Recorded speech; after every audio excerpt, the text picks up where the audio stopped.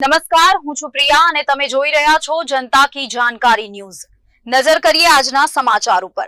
અમરેલી સાવરકુંડલા તાલુકાના દોલતી ગ્રામ પંચાયત દ્વારા ગ્રામસભાનું આયોજન કરવામાં આવ્યું હતું।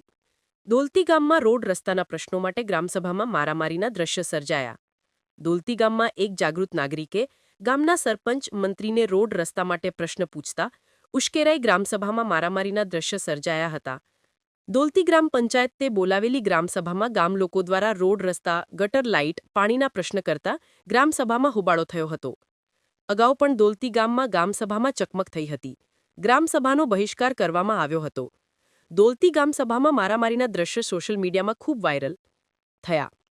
દોલતી ગામમાં જાગૃત નાગરિક મોહનભાઈ ભરડવા દ્વારા ગ્રામસભામાં મારામારીના દ્રશ્યને લઈ પોલીસ ફરિયાદ થવાની હોય તેવું જાણવા મળી રહ્યું છે।